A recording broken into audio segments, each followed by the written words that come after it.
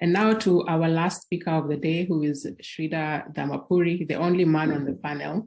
He is a senior food safety and nutrition officer and the regional food system focal point for FAO, Asia and the Pacific. We welcome you to share your perspectives on the future of food systems. Welcome. Thank you. Good afternoon to all from Bangkok. First of all, I'd like to thank SIANI for inviting FAO to present here and also giving us the opportunity to hear from all those voices that we have heard, which are the voices of the principal stakeholders in food systems. So in many ways, we are actually doing an independent food system dialogue right now. So it's always adds to the rich experience that we've had over the last couple of years leading up to the UN Food Systems Summit. So our office from Bangkok, we serve 45 countries in the region across the Asia and the Pacific. So while my presentation may not do enough justice to the diversity of food systems and the countries that are in this region, I'll try my best to give you a broad sweep of the key issues in the region, as well as a flavor of some of the dialogues that were held last year and what is it that actually came out and what are the actions that we will now be taking. So as you can see, the Asia Pacific is extremely diverse. So it has countries who are members of the G20 and the G8, but at the same time, it has some countries who are in integrated phase classification in an acute humanitarian crisis and emergencies as well. So there is a diversity of low, middle, and high income countries, and therefore the pathways to sustainable food systems differ vastly. Secondly, there's a lot of demographic diversity. We have countries which are very densely populated and with a very young youth and youthful population. At the same time, we have countries which are aging, and therefore they require a different set of solutions than what we advocate for the younger countries in a way. And importantly, 74% of the world's population of family farmers are in the Asia Pacific, and there are millions of smallholder farmers in the region. And agriculture, although it has now a declining share in the GDP in Asia, in probably the highest share in any country's GDP right now is something like 25 or 26%. It still employs the majority of the population, and it accounts for almost 40% of the global emissions in this sector. Next slide, please. So the key issues related to all this, and it goes without saying that the Asia-Pacific region is also the world's most heavily populated region, is that due to the requirement of adequate food to feed everybody, there is a serious degradation of natural resources. So while on the one hand, there is the largest area under irrigation, but at the same time, water scarcity is becoming acute in many countries. It has 90% of the global aquaculture, and yet 50% of that is actually capture fisheries. And there are multiple hazards and risks. More than 60% of global fatalities from these hazards and risks, which may include climate hazards or which may include cyclones, floods, and others, earthquakes, for instance, the more than 60% are in this region. And this also results in a 40% economic loss from climate-related disasters. And there are plenty of transboundary pests and diseases, which are a serious threat to agriculture right now. And last but not the least, every year FAO releases the food security and for nutrition flagship publication.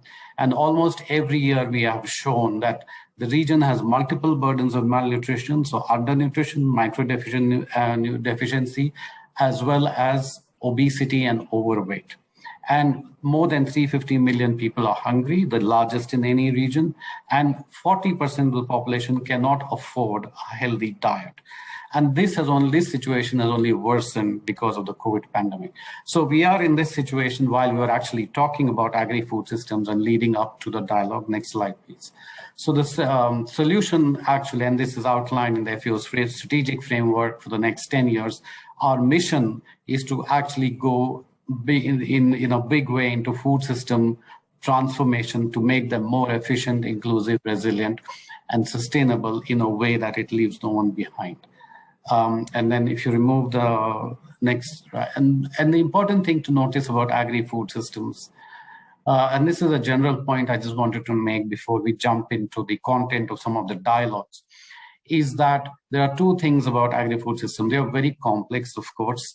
They involve everyone, they involve the environment, they involve all the stakeholders who are part of the conversation, they involve all the sectors which are involved in leading from production to consumption, and starting from the policy level right down to the practice level. And so there is a great degree of interrelatedness, and many parts of the wheel that you see are actually not even aware that these sectors are interrelated, and therefore what happens in one influences the other part of the wheel. Secondly, because of this, there are actually trade-offs. So in FAO's perception and definition, a sustainable food system has economic benefits, social benefits, as well as environmental benefits. And this does not always happen, because we do see that there are trade-offs, and we'll just come to that in a minute when we talk about the analysis that was done, that what might seem to be a beneficial action in terms of increasing incomes and supporting smallholders and family farmers may not necessarily have environmental impact which is favorable, or vice versa. And so therefore this becomes a very careful exercise that we need to do. In this process of agri-food system transformation, there will be those who will win, and the ones who do not win will need to be supported, probably through other ways, such as social safety nets, social protection schemes, and all these other measures which actually became very important during COVID and have shown their efficacy. But it's important to put this, and that's why these dialogues are so important, because we need to hear from everyone to get a feel for who will actually benefit and who might actually lose out, and how is it that we go around making sure that everybody is included and nobody is left behind. Next slide, please. So, well, this is just a brief summary on the summit, which all of you are familiar with. This was a major advocacy event called by the Secretary General last year, and it elevated the public discourse, and that's how all of us are here today. And the emphasis was on actions with measurable outcomes to achieve the SDGs. Next slide, please. So I'll just start by giving a flavor of 3 countries who had their dialogues. So the first one is Bangladesh. Now, Bangladesh is a model country in many ways. It is also a heavily populated country. It's the most densely populated country in the whole world. It's got 160 million people. And over the last 2 decades, it has become, in a gradual way, and with a great deal of work that FAO has done there, they have become slowly food secure, at least for rice. There's been a thrust on horticulture, livestock, and aquaculture to diversify their consumption and improve the diets of the people, of the citizens. There's been a lot of focus on nutrition education, which focuses on households, women, and child dietary diversity. And these are all very important, which and contributed to the achievement of the MDGs by Bangladesh. And there was a high level, and there continues to be a very high level of political commitment. So if you were to do a small study on how the transition has occurred, you would actually see that it started off with a national food policy in 2006 and 7, which focused essentially on ensuring there was enough food for everybody, or actually there was enough rice for everybody. It then transitioned to a set of programs through the country investment plan, which looked at various sectors of agriculture and how they also interacted or were interrelated to the health program, which had a separate sector development program. And now and this was followed by a national nutrition policy and a plan of action. And now the most recent version now is based on food systems. So this is a very interesting way in which the country has transitioned from actually being food insecure to be one of the pioneer countries in basing their agriculture policy and systems on a food systems approach. And this is a lesson for many countries to learn, particularly in Asia, where there are lots of countries which with heavy or huge numbers of people or with a big population. Next slide, please. A second example is the Philippines, and we've already heard from two speakers from the Philippines here, so I'm sure they'll have some more rich ideas to add from their own knowledge of the country. And the government of Philippines has identified these 10 action areas, which are aligned to the food security framework of the Department of the Agriculture of the Philippines. And one of the important things that you notice here, IPs, which means indigenous people. So there is an important action area on providing indigenous people with greater access to resources, services, and markets. And this is an important feature of this sustainable food system pathway, and this is also being taken up by other countries. Also, the Philippines has indicated its interest to join 7 coalitions of the Food System Summit, of which so far it has already joined the one on school meals, and there is discussion on joining some of the others, such as on zero hunger, healthy diets, family farming, and agroecology, and so on. Next slide, please. And the third country we'll just take is from the Pacific, small country, island, with its own challenges. And here you can see that some of the issues that they are focusing on, and I'll just point out 2. One is the importance of traditional knowledge, and we'll just come to that in a moment. And the second is on the drivers of consumption, because one of the issues in the Pacific, as opposed to the rest of Asia, is the issue of obesity and overweight. So what drives that, and what needs to be done in terms of food systems to actually re-indigenize food systems and make them healthier for the people. So here again, then we get into issues such as related to what's best in terms of commercial commodities versus food crops, what benefits farmers versus urban dwellers, and so on. So again, this is a continuing conversation, and as many of you are aware, the food system dialogues are not over because the summit was over. It continues, and this is a process which will go on for the next 10 years at least. Next slide, please.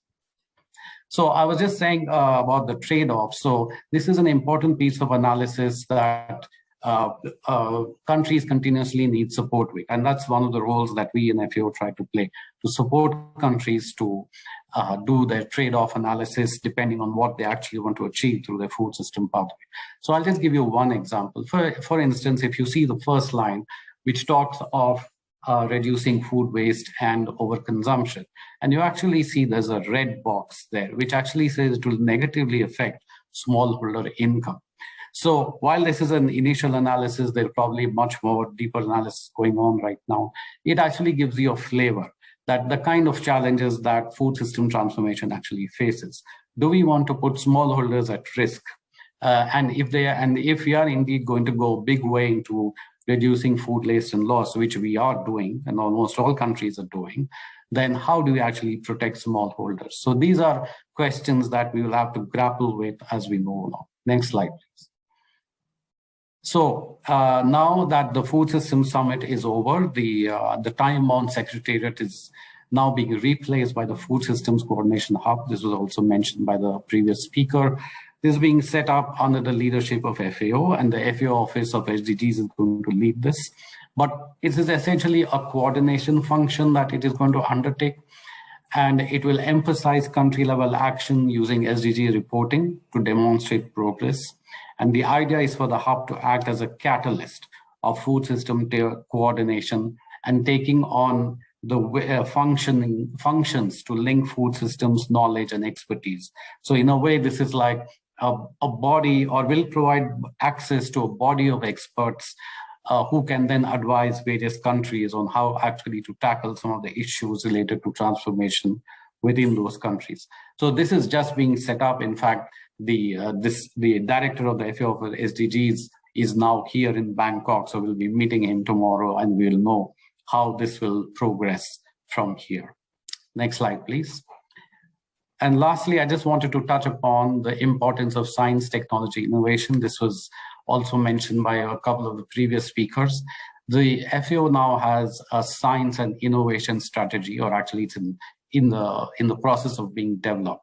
The key thing that I just wanted to point out is that it needs to cover traditional knowledge. While there is, of course, a lot of focus on issues such as digitalization, that is the new, that is the flavor of the season, flavor of the decade, if you want to call it that. but pretty much we also focus a lot on traditional knowledge, on good practices.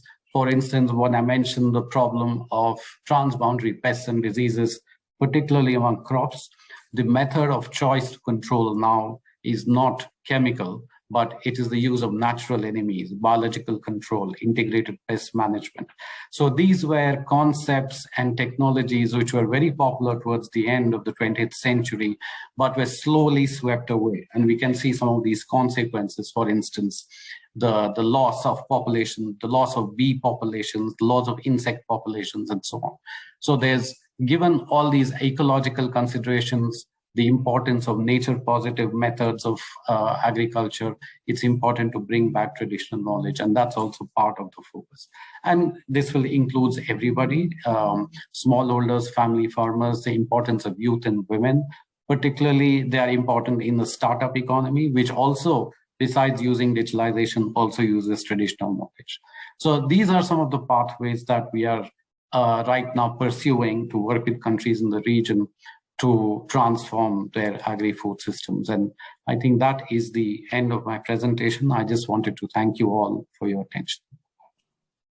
Thank you, Sridhar, for that presentation. And we're happy to learn that, the Food System Summit conversation still continue with the hub that is being formed under the SDGs office at the FAO. So that's very exciting to know. So I see there's some questions in the chat that are being answered by Delia and Femi, but we do have one question for you though, Sridhar, before you go, is what role do you think regional networks play in the transformation of food systems?